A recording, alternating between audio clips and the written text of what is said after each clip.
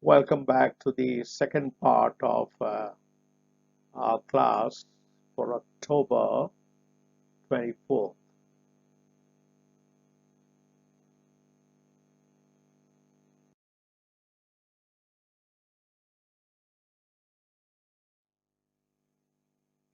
We have looked at many psychological propositions or theories, and we looked at many psychologists as well. Let me summarize quickly some of the important ones. Abraham Maslow, which you studied earlier and back again. Two important aspects you need to understand: human deficiency and human potency. Every institution, every business, every organization comes into existence to meet needs, human needs. So it's always meeting need. And Maslow talks about those two areas of needs: deficiency, something lacking, and something possible, potency. There are two aspects of our need. So every business is addressing needs, some kind of need. Maybe it is a food, maybe it's education, maybe it is safety, maybe about environment, pollution. It's always about needs, some way or other. To understand, whenever something comes, what are they addressing? What need are they addressing? It's a deficiency, lacking, or is it a potency need? So Abraham Maslow, needs.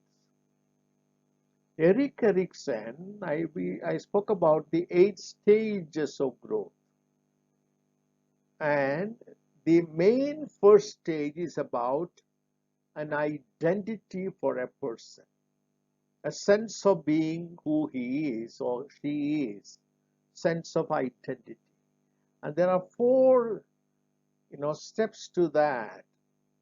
When a child feels trusted, child feels there is enough autonomy, there is enough way of taking initiative. The child is allowed to make initiative, then he will work hard, industry. So look at that. Identity is made of four areas of trust, initiative the child can take, enough autonomy given, and child also will work hard and put in the effort there. That is industry. So if these four are fulfilled, a person feels a sense of identity.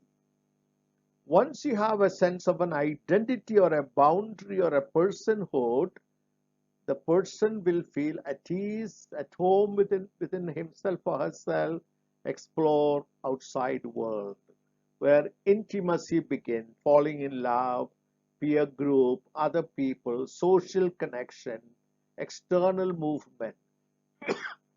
So we go to the fifth one, identity to intimacy. Intimacy will eventually lead into getting married and having a partner, family, and give another aspect called generativity, giving life to others. It can also mean starting a company, starting an organization, starting a business, and give a job to other people, possibilities to other people, food to people, NGOs and all, giving life to the others. When they celebrate their own life, they, along in partnership, intimacy, give life to other people. So life has these two goals. One goal is to get a sense of identity, personhood, and the other one is giving life to others. So through your sacrifice, through your generosity, you serve the humanity, serve the society, giving life to others, generativity. So integrity, as you see here, integrity is the goal of life. What is integrity? When to know to take care of yourself, identity, and when to take care of other people. These two are required. So that integrity is the balance between these two elements, taking care of yourself and others. Okay. Then we go into Sigmund Freud, who divides the three aspects of a person as id, ego, and superego. Three aspects in a human being, the psychic aspects or three states within a person, he calls it id, ego, and superego, which Eric Berne will call, id means the child aspect of it, the spontaneous, natural, quick reacting child of you within yourself, uncontrolled, unboundaried. And the superego is the parent who puts certain boundaries, certain control, certain restriction within yourself. This dialogue between the child, id, and the parent, superego, brings in ego or the adulthood.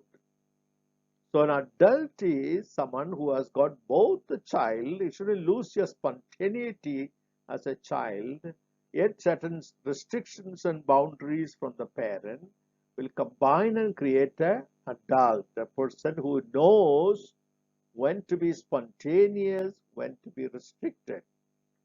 So we call that ego from the Sigmund point of view.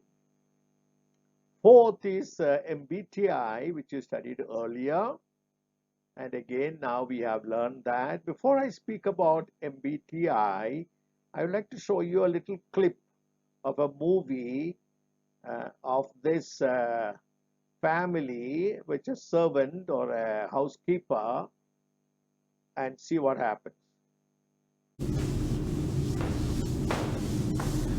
Laura, did anything come in the mail for me? I was supposed to get a package. No, ma'am. I didn't see anything. Are you sure? Because tracking says it's been delivered. So why would they say it's been delivered if it hasn't been delivered? Is the post office lying? No, ma'am. So does that mean you're lying? No. Maybe it was delivered to the wrong address. Maybe the neighbor has it. The neighbor? I will wait one more day. But if I find out you're lying...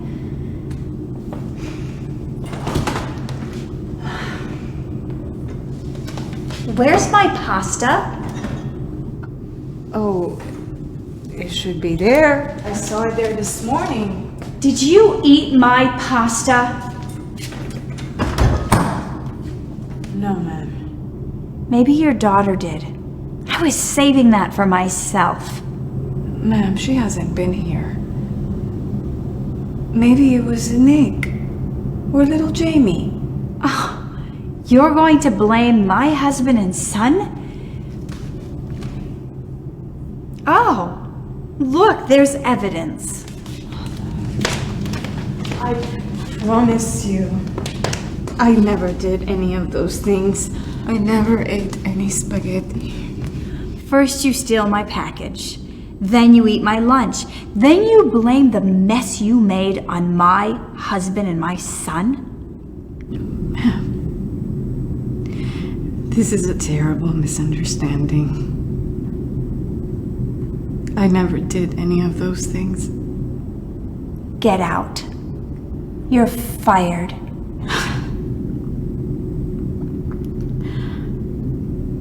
Ma'am,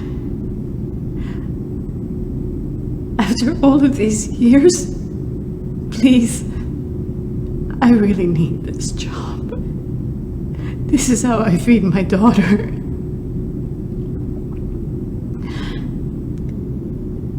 I promise you, I am telling you the truth. I never did any of those things. If you don't get out right now, I'm gonna call the authorities on you.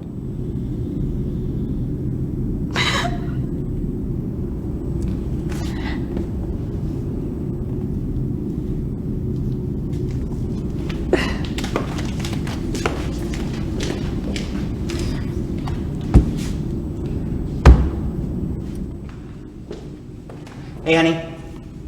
I missed you. Mom, we had so much fun at the park. Oh, well, I'm glad. I, on the other hand, have been dealing with so much. Oh, I'm sorry, hon. What's wrong? And why are you cooking? Shouldn't Laura be doing that? Yeah. I had to fire her. Fire Laura? I don't understand. I mean, she's been with us almost 10 years. She's practically family. Yeah. And she's been stealing right out from under us. We were just too blind to see it. Stealing? I don't understand. It's a long story. Let me fix you a plate and I'll explain. Oh, you know what, hon? We're not very hungry. Jamie and I found some spaghetti in the refrigerator, so we just ate. Spaghetti in the refrigerator? Oh, I'll get it. That was you two? Yeah, it was really good. But I had a little accident. What do you mean, son? I spilled a little while eating, and I was scared to get in trouble, so I didn't tell anyone. You're the one that spilled? That was you? You won't believe this, but the post office sent the package to the neighbors. I believe this belongs to you. The neighbors had the package? Yeah. Why? What's wrong? And I still don't understand. Why did you fire Laura? So does that mean you're lying? I am telling you the truth. We all make assumptions, but a lot of times our assumptions couldn't be further from the truth. When something bad happens, our minds are quick to assume the worst, but often there's 1,000 other possible explanations that can also be true. So we shouldn't be so quick to judge. Before we assume, we should learn the facts. Before we judge, we should learn the story. And before we speak, we should learn the truth. And that information involved, we learned during these days of understanding. Where do you get it from? From your S or N, sensory data or intuitive data.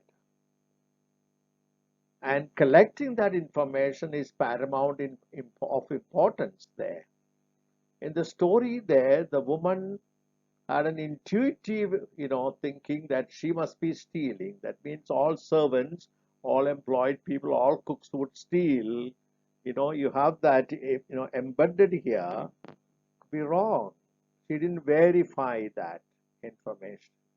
It's very dangerous to come to a conclusion without verifiable data. There are times, intuitive, information is important. A snake is coming, you can't verify. A buffalo is coming to attack. There are things that you need intuition in order to react quickly. But generally, we need time collecting information. That information needs to be interpreted, analyzed by both thinking objectively and by feeling the connection with people, how it affects people, it affects that, the sensitive part of it. Then you need to act upon it. If you have an, extroverted person, you may do it very quickly. Introverted people might take time. But ability to do that. So we come to a decision by the J or P. I given is an example of J and P in the earlier class there. So you're able to come to the conclusion and you can act on it confidently, decisively, and properly and accurately.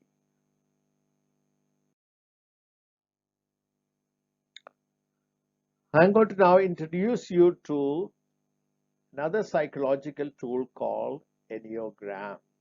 You're beginning a journey of Enneagram. You all done the test now, at least majority of you.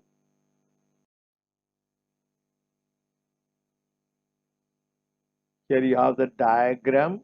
You have a diagram that is available on the website. And I've given you a copy also, I think. Listen to a quick description.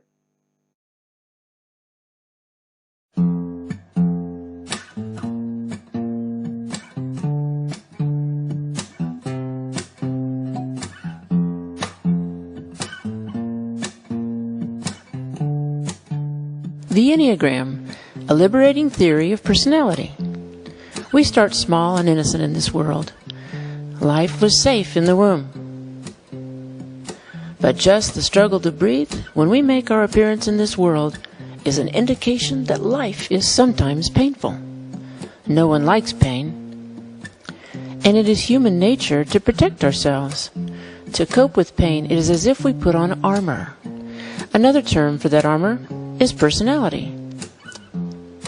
Problem is, sometimes we think our personality armor is who we truly are, and we lose sight of our true selves. The armor that once protected us often ends up keeping us from being who we truly are and causes all kinds of problems in relationships and life in general. Wouldn't it be nice to be able to identify what is our personality armor and what is our true selves? There is a way. It's called the Enneagram. While modern personality tests are intended to identify pathology and create labels for diagnosing, the Enneagram is a system of studying personality armor patterns that actually provides an awareness of the pattern, which then allows for a release of that personality pattern. The Enneagram is an ancient system of personality theory and study. Its roots can be traced back about 4,000 years. The numbers positioned in the diagram are a modern addition. Each number on the wheel represents a different personality armor pattern of responding to life's surprises. Some theorists have assigned names as well. But numbers have been found to reduce potential negative connotations that names can add. By way of a snapshot of each number, here is a pictorial representation of the different personality armor patterns. Starting with the number 1, we find that the personality armor pattern is one of perfectionism. Ones have high standards and hold themselves and those around them to the same standards. In the one world, objective, measurable growth is paramount. Emotionally, ones read their environment through their gut, kind of an earthy sense. Twos are the givers of life that make life comfortable for all of us. The personality armor pattern that can cause problems for the two is that their giving can often be motivated by a need to be needed. Emotionally, twos sense the world through their feelings and can detect your need before you know you have a need. Unfortunately, their self-worth can be tied to how you respond. When you need to get something done, and done right, call a 3. One of the catches to a 3's success-driven life is that their identity is often tied to their success. They can read a room instinctively and be who you need them to be in any given situation. But success can have a high price when success becomes more important than friendships. A 4's world is a deeply emotional world, so much so that a 4 can join your sadness in great empathy. The drawback for a 4's armor is the need to be special and tends to feel misunderstood. The depth and ever-changing emotions of a 4 can unfortunately lead to isolation. A 5's world is as deep as a 4's world, but the 5's world is intellectual instead of emotional. They are a wealth of a collection of knowledge. And it may take days, but 5's do process information by taking everything into consideration before making a decision. They tend to isolate while assessing their world through intellect. It is said that half the population of the world is the personality armor pattern of a 6. While fear is a hallmark of the 6, you won't find a more loyal and prepared friend. Sixes are often courageous in order to combat their fear while anticipating the worst. And sixes have such a vivid imagination that they can visualize an event as if it has already happened. It seems there would be no joy in life if it weren't for sevens. They are adventuresome and energetic, enthusiastic and fun. Their optimism, however, is the seven's attempt to avoid some rather unpleasant emotions. Interestingly, sevens find planning and anticipation of events almost more satisfying than the events themselves, and often consider all options before committing. Now the 8 has been called the boss, but under that tough exterior is a tender heart, especially for the underdog. 8s love the truth and expect the truth from you, and they are careful who they give their trust to for fear of being controlled. Confrontation with an 8 requires energy and courage, but what you see with an 8 is what you get. And finally, the 9, the number known for its love of peace. The love of peace is actually motivated by the need to avoid conflict. And conflict for a 9 means potential loss of connection. 9s are quite loyal and seem to be natural mediators. This gift comes from a 9's ability to merge emotionally to others. The cost of merging, though, is a loss of awareness of their own desires.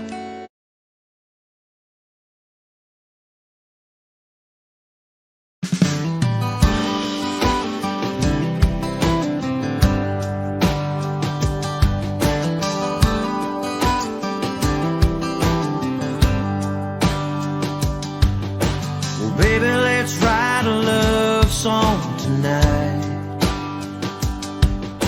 Well, you bring the rhythm and honey, I'll bring the rhyme. Make it high, make it low, make it fast, make it slow.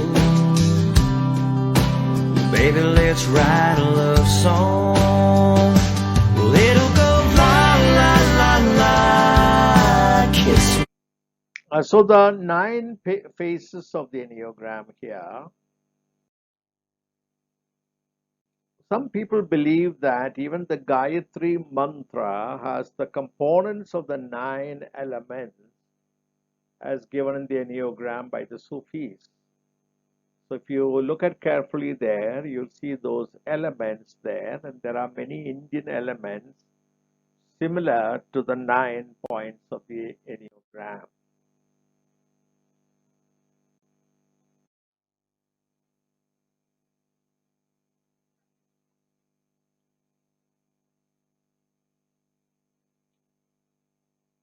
Body of tools, skills, directions to help us understand ourselves, to reorient and redirect our energies.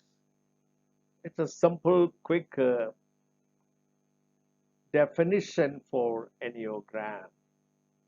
So what is Enneagram eventually and ultimately? We all have hidden self. That's the meaning of persona, a mask, something hidden inside, which is the reality of who we are. In the course of normal personality development, we all lose sight of this true self and we live that outward mask. The goal of life's psychological and spiritual journey is to rediscover our essence, Sat, our essential nature, and to strive for wholeness. See, when you pray in India, Satchidananda, Sat is the truth. Okay, Chit, the will of, if you seek the real, truth within us and the will of God, if you want the Chit, then you have happiness, Ananda, Satchidananda. We must search for the inner image that eludes our vision. The Enneagram is a tool to help us on this journey of exploration. So during these days, we will try to explore a little bit of this Enneagram and understand the meaning of it. The German philosopher Nietzsche tells us one's own self is well hidden from one's own self or one's own understanding or vision. Of all minds of treasure, one's own is the last to be mined or excavated, no, explored, discovered. Self-knowledge is valuable but hard to get. It is often neglected or avoided and may be one of the last things we seek. If you want to find self-knowledge, then it is actually hard work, much like the mining for a treasure. If you are such a miner for self-understanding, it is helpful to have the proper tool. The Enneagram is a tool to help us mine our own true self, our own true self.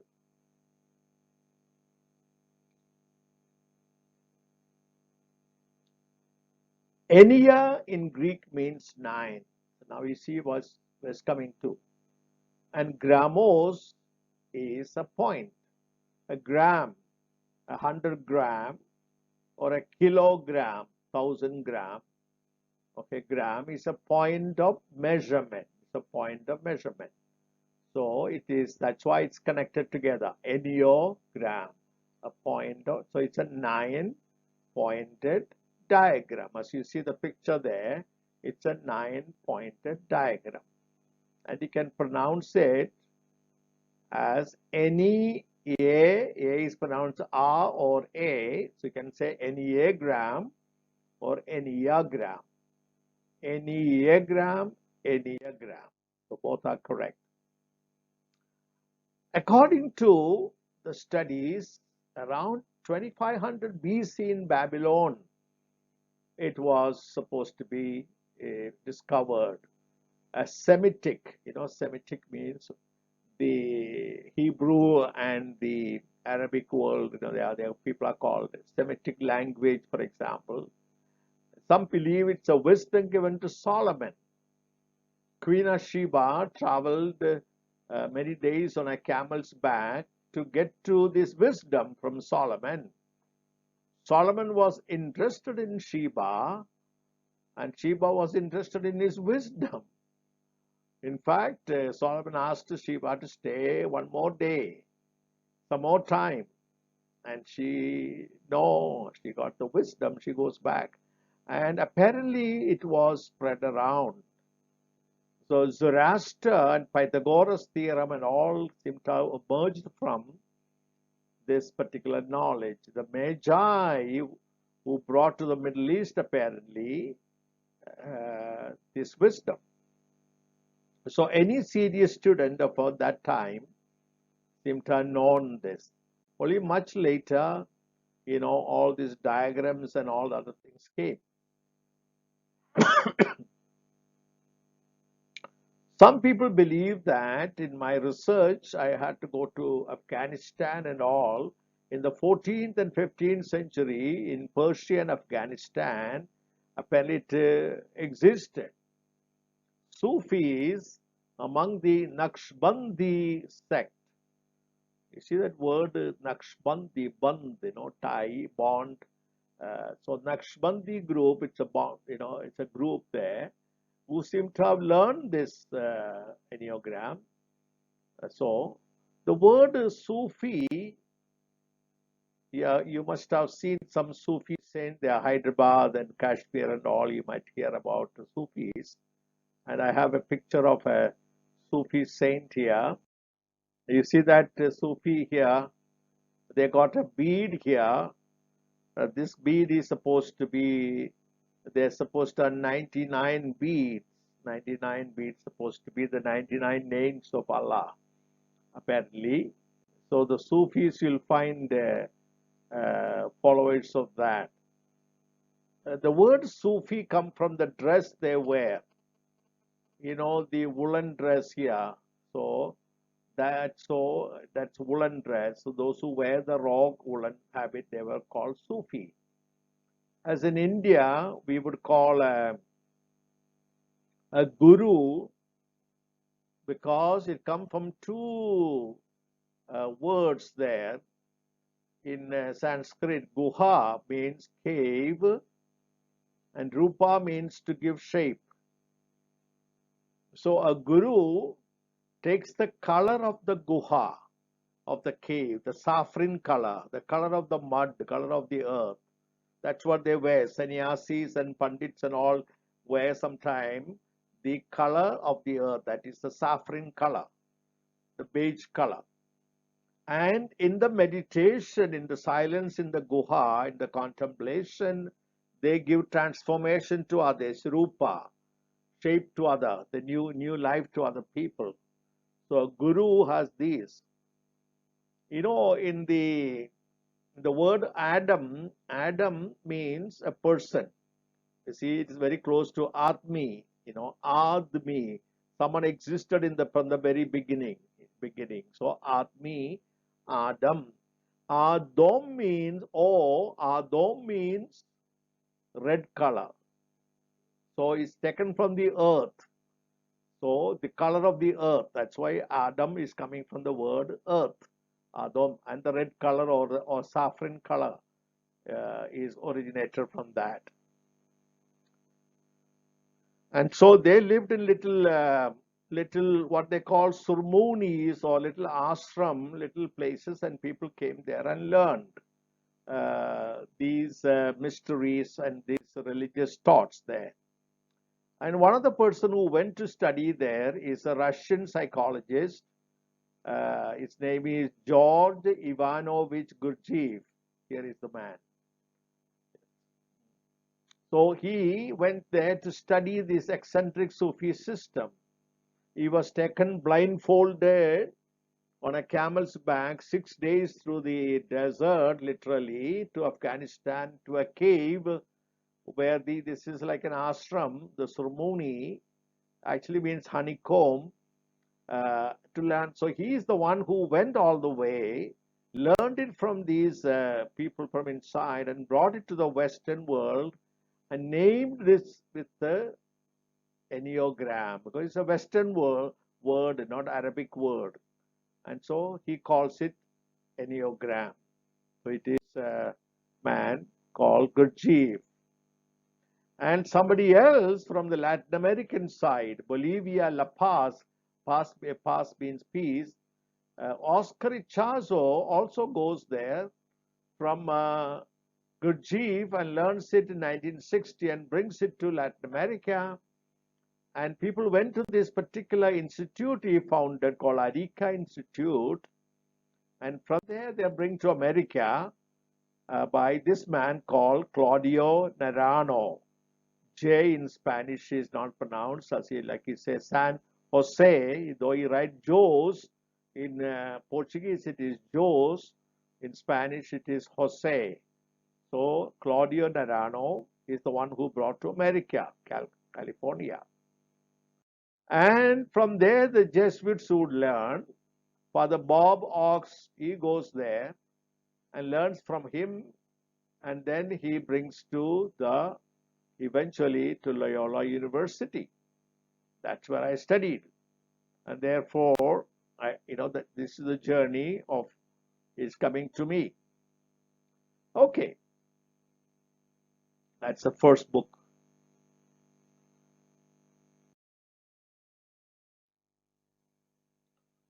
So you have a little bit of history. I give you a little history how it come to us.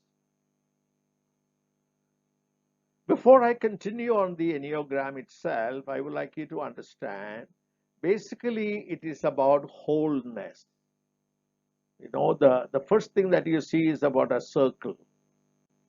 And the symbol of God is Alpha and the Omega.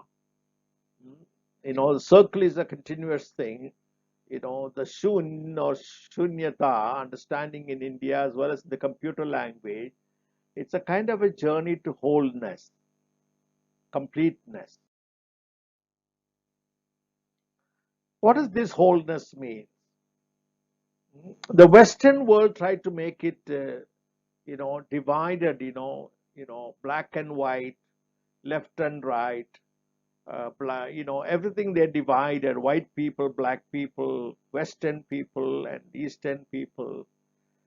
The Western world was mostly dividing the world as distinctions. They focused more on the distinctions, and the Eastern world is more on the wholeness. And so, to understand the difference between, putting the extremes, or instead of seeing everything in a holistic way, what does that mean? Let me take the example of light and darkness. There was a teacher who was an agnostic. He is a non-believer. So he was telling the students in the class. He said, there is no God, he wanted to prove, and he asked the question to the students: is there evil in the world? They all said yes. Violence, war, yes. A lot of bad things, yes. So, if God created everything, you believe God created everything? They said, yes, God created everything. So, God also created the evil, the violence, the war, or God is violent, or there is no God. The students were silent. They didn't know how to answer. God cannot be creating evil, no? So he said, there is no God.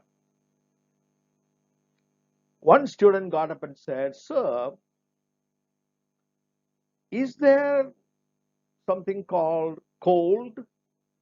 Of course. See, I'm wearing a sweater. I use a blanket because it's cold there. Sir, can you measure cold? Sir, you cannot measure cold. Cold is the absence of heat. You can only measure heat. It's the absence of heat. And you can only measure light. You cannot measure darkness. Darkness is the absence of light. So the teacher was silent. Teacher was silent. So evil and violence are the absence of God in the lives of people who create those things. So this is called continuum understanding. Continuum understanding means there is always some darkness or some light. You'll see this continuum in life. As I am sitting here, you have more light here, but if you go a little that side, you might be less light. On the stage, you may put more light and less light in the audience, which is good, which is appropriate. When you go to sleep, you like to have darkness. When you like to study, you like to have light. And if you want to focus more, take a photo, then you have more light. All are appropriate. All are appropriate. Light and darkness are appropriate. If a buffalo is coming to attack you, fear is a good thing. Fear is a good thing. So fear is not a bad thing, or courage is not only good thing. That ability to distinguish between when it is appropriate, because we have been taught to believe courage is a good thing, courage is the only thing required, light is the only thing required. No. So all these are values that we see in our personalities. We need to understand they're all good when it's appropriately used. You should be courageous as well as you should be fearful. This person is dangerous. This snake is this dog. We have to know the distinction between the two.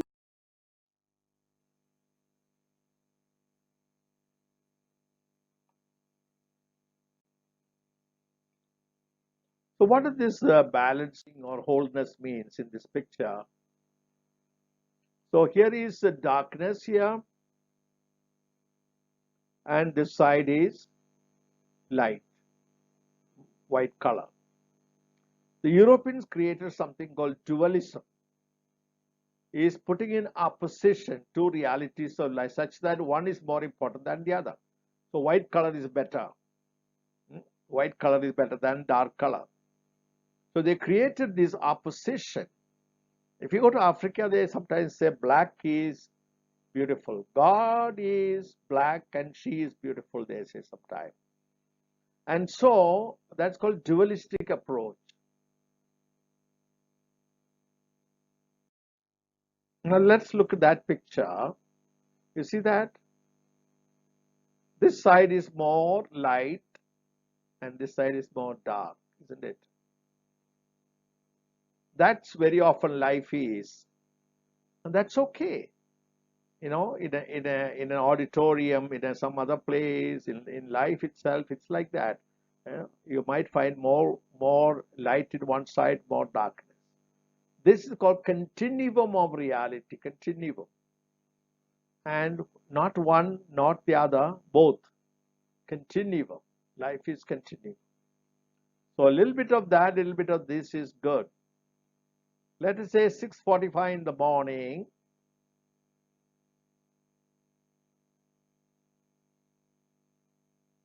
You have more light because maybe you're studying and you have your breakfast. You may have your newspaper.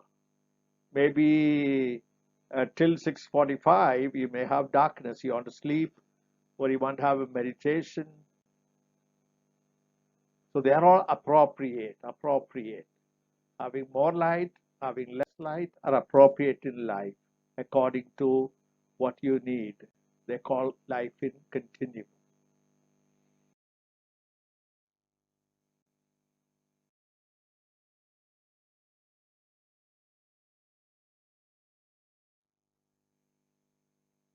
So you have left brain, right brain. One is not more important than the other. You need both to function. The analysis, the logic, the synthesis, the yang and the yin, the compulsion and the contemplation, the maps and the sense of direction. Sometimes you can't journey by map alone. You need sense of direction. It's dangerous. There is a strike there. There's a bridge fallen. There's an accident. There's an elephant come on the road. Sense of direction is required. Mastery of things, the mystery of things. So life is all this. So when you come to our personality, we begin to say, oh, I am not that personality or this personality. I don't have that much of courage. I don't have that much of artistic tendency. I don't have this much of helpfulness. I don't have that much of joviality. No, you have something else. So this continuum is you have a bit of this and bit of that. That's what you're going to use it and be happy with your life.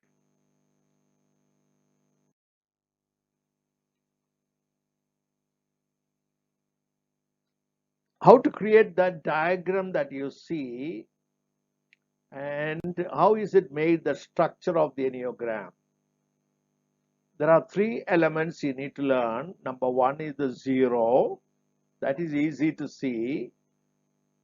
And then the number three, and then number seven. These are all understood in our own life and in the religions, in the society, in the philosophies, the culture of our country. Also, you see this prominence of these numbers. Whether you see God as zero or God as a Trimurti or Trinity, or the seven numbers in many forms and many ways, you will find these are all symbolically embedded in our culture and religion. So to create, you have to have a zero, the circle, the triangle, and the hexagon, the seven, the hexagon. So created by Enneagram is created by a circle, a triangle, and the hexagon.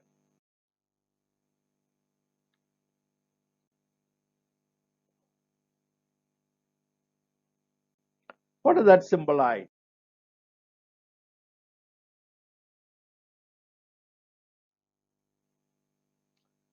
If you take the car as an example, zero represents the wheel of a vehicle.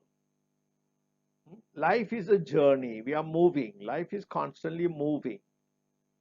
So zero represents the wheel of the vehicle. And the number three is the steering. Steering gives you direction. There is danger here. I have to make a left turn. I have to make a right turn. There's a tree fallen down. There is a dog crossing. Another vehicle is coming not properly, so I have to use steering. Steering gives me direction. In life, I don't go blunt, but I go according to the need.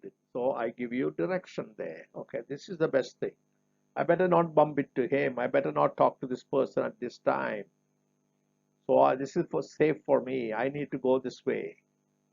I do not follow them. So direction. And a vehicle is controlled by the gear.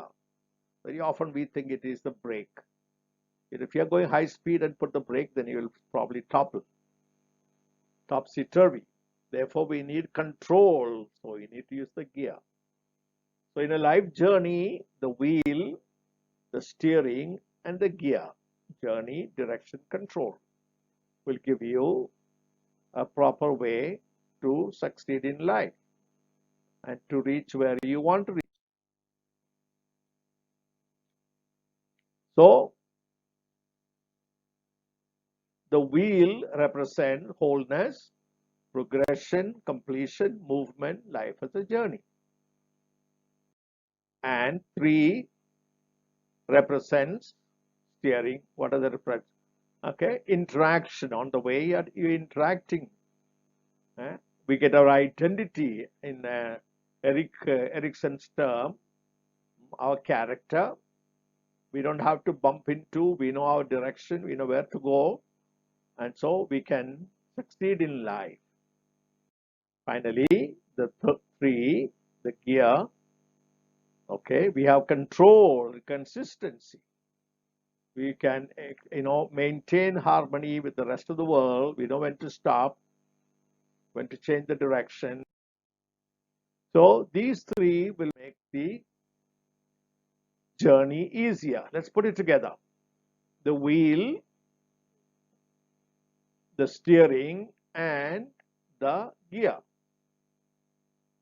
So we come back to understand what Erickson taught. Integrity is the combination of identity and generativity.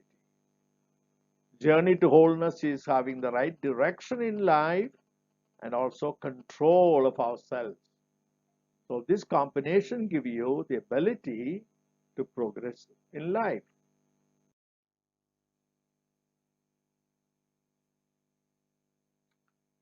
Every vision needs to be born, birthing, and then I want to get an MBA, then I have to go and study and get through that execution. There's a struggle, and we have to express, I want to be a musician, I want to be a photographer. So there is some perspiration to go through to get that, and then we have to realize that goal. So notice there is a connection, is the vision in progress will get through by these, the stages, 3 stages.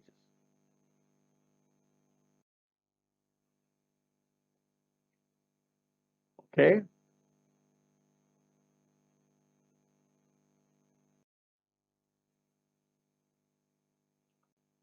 So notice now Maslow, self-actualization, I meet my deficiency needs and potency needs to get the actualization.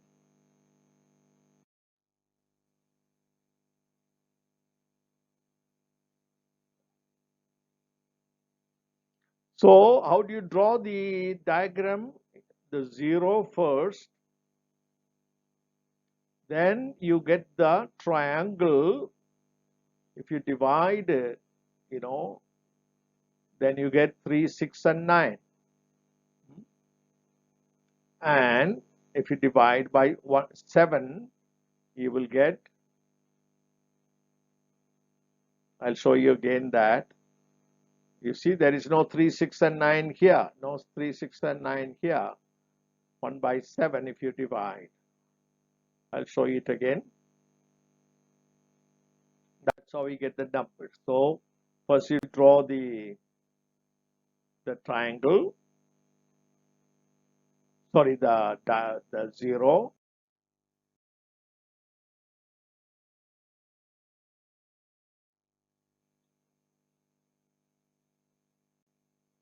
Okay, like it's a journey, the wheel to the triangle 1 by 3, and the last one is written this way, not put 1 straight away, but you go like this, 3, 6 and 9. This is the way it goes, the calculation. So you get the second part, 0 and 3, 6 and 9.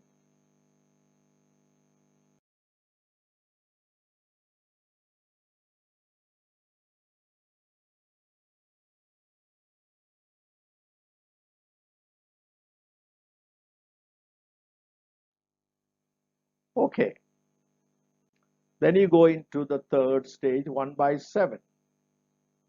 So 1 by 7,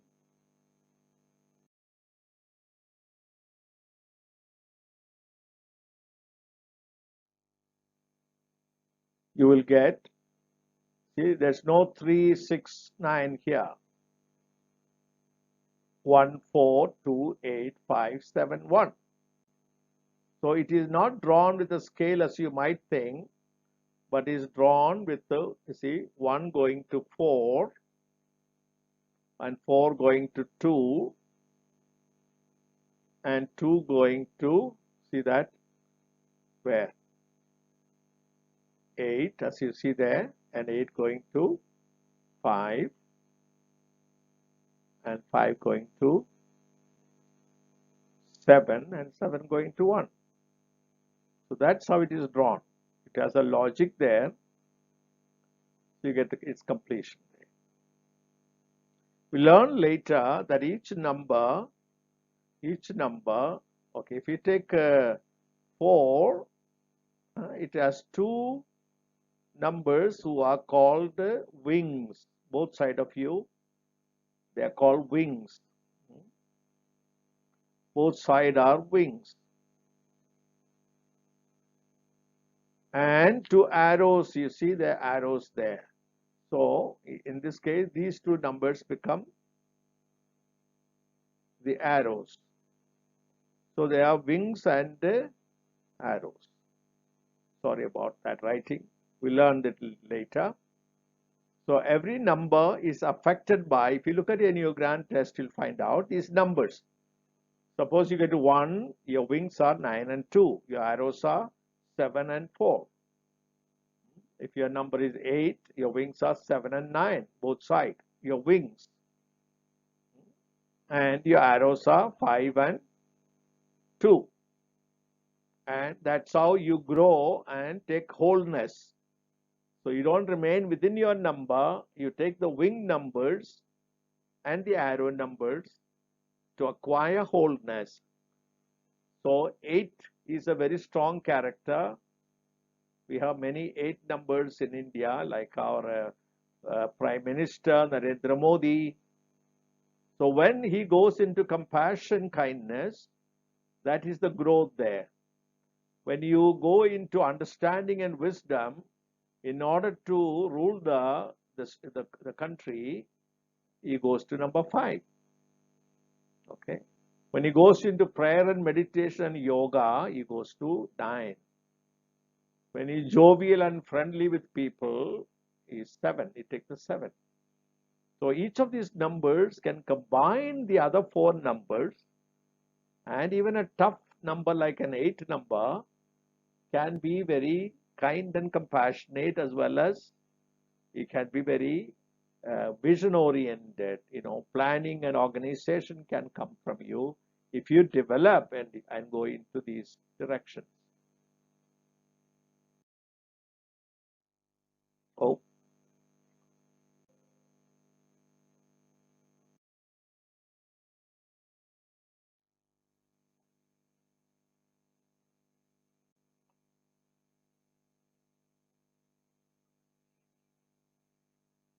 I may not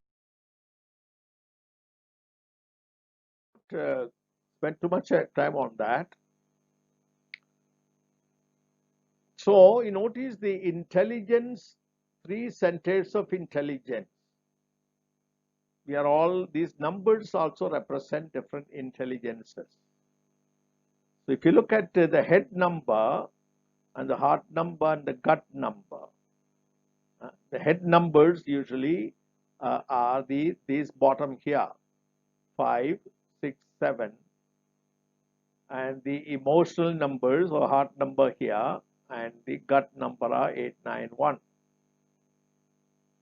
So we are made of 3 different centers of control.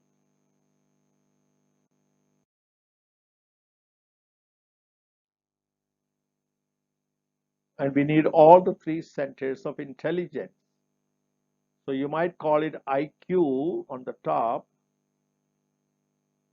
and here you may call it EQ, emotional intelligence, and this is SQ as well as AQ. Social, this is physical intelligence. Sorry, SQ is on the top.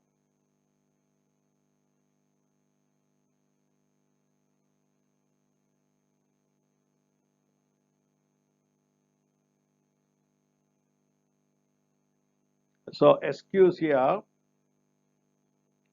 and down here is PQ, physical intelligence, and even adversity intelligence.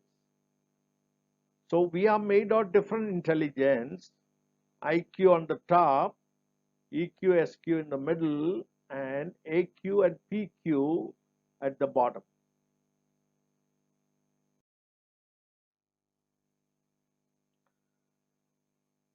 All of them are attributes of God. So the Sufis believe that these are all attributes of God. God is perfection, God is love, efficacy, beauty, wisdom, loyalty, joy, power, and peace. And we all share some part of it. The Atman, in the Paramatman. So God is the Paramatman, and we all got a little bit of God's image and likeness, a little bit of that light, little ray in us. The image and likeness of God we are all made. So we got something of God, not complete everything, but Enneagram believes we have one of them little more than the other, either power or joy or peace, one of them more than the other. So that's your number, if you want to call it. So when I say I am perfect, the I am is the God part of it. I am is God. We mentioned the other day, Tattvamasi or Yahweh all means that I amness of God in us. When I try to be only perfect, then I try to be like God, then it's dangerous. So I am is our birthing, the image of God. But when I try to become perfect, it can become dangerous. And because sometimes parents expect us, we expect ourselves. So when we take any of this as the main thing by ourselves and miss the others, then it becomes what we call sin or wrong direction. So the I amness is good part of it, but the other part can be dangerous and negative. Later we'll come to understand the meaning of motivation, and the 3 components of motivation are here. Okay, so you notice 891 may have more of the passion of motivation. The passion, one component of motivation. Whereas the 5, 6, 7 may have more of the direction of motivation. You need direction also. Terrorism motivation. A lot of political people are motivation, but sometimes the direction is not good because they have passion without direction. And the persevering part is 2, 3, 4. So motivation is all these 3 together. Passion with the right direction and not to give up. Despite failure or frustration or setback, adversity, I don't give up. I keep going. Called perseverance, persistence.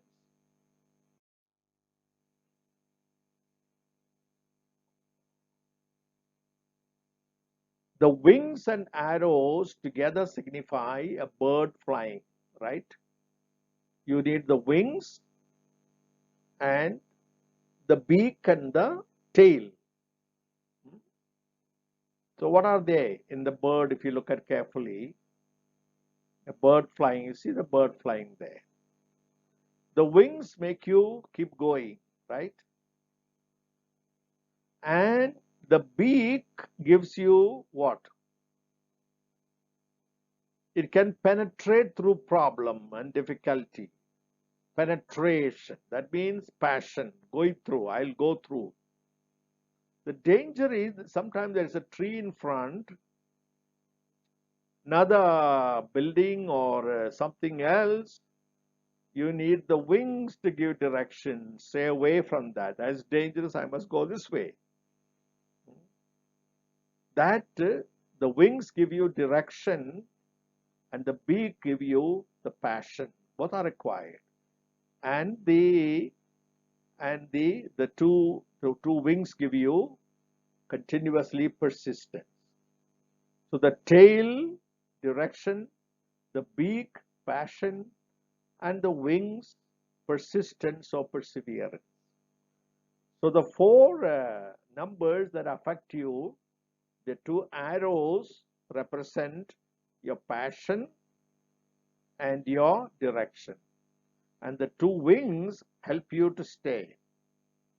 You know, if you look at some of the eagle and all, they hardly ever flap because they use the wind on the wings. So they keep observing, and when they are ready, they go one sweep and pick up the chick from down. And so they don't wait. Crows cannot fly that way because they keep on flapping. Whereas they go high and hold the wind in the wings so they can stay in the air for a longer time.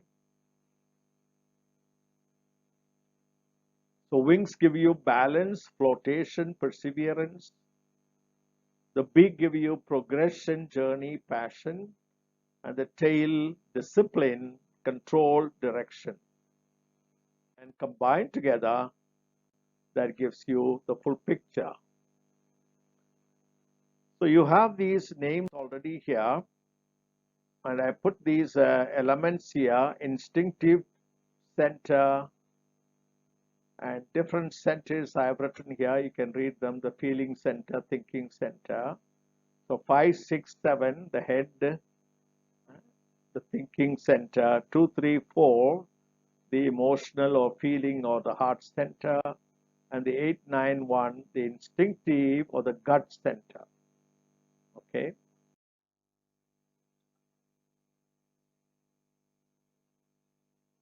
So you have a basic general picture of the beginning journey of Enneagram. So you notice this is physical structure, conceptual planning, designing and all, and this is relational. So 2, 3, 4, the people connection there, physical, planning, and relational. The three elements required.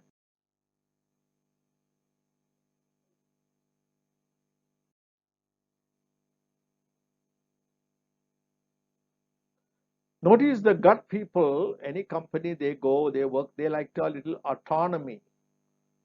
So in a good company, they know that motivation to employees, they need certain kind of motivation, means autonomy. They'll function better with sufficient autonomy. Whereas the head people need more security. They work better with security. And these people need, heart people need more attention.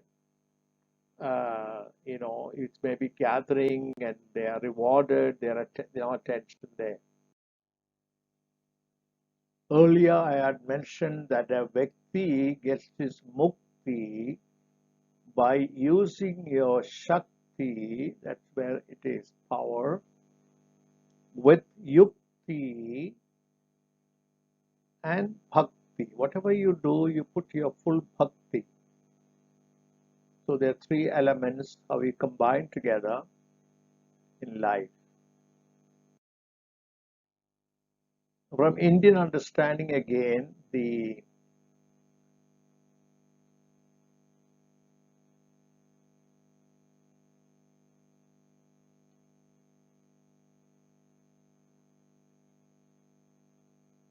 Here the 9 types of, if you want to call them sin or whatever you want to call it by, ahankara, moha, lopha, asuya, number 4, dvesha, wisdom, irsha, and kama, krodha, mada.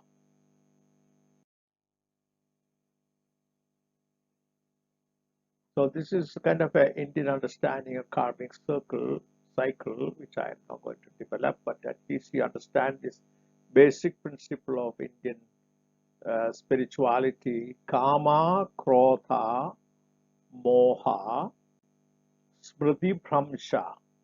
You forget all that you have learned. Buddhi nasha, sarvanasha.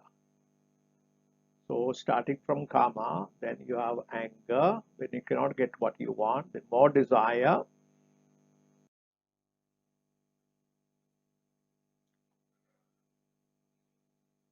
So this is the karma cycle.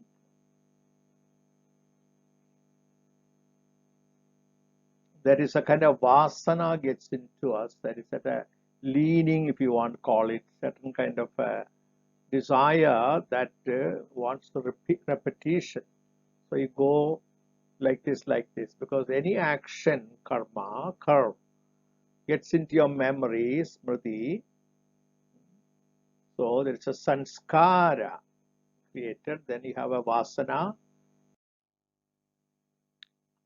I'm trying to show you the 9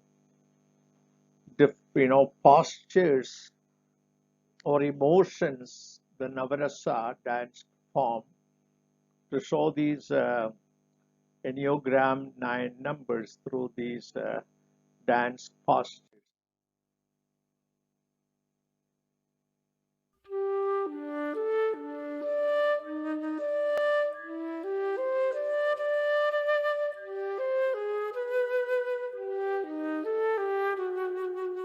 Wonder.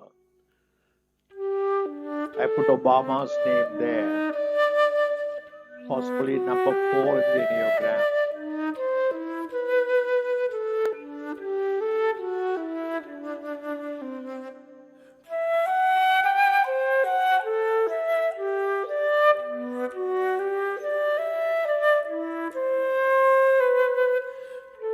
Number 6.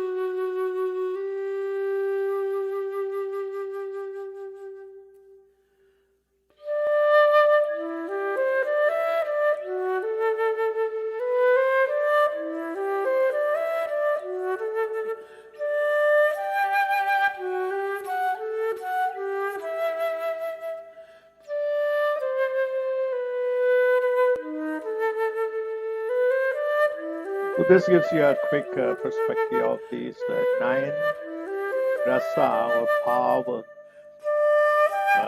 in relation to the Enneagram, the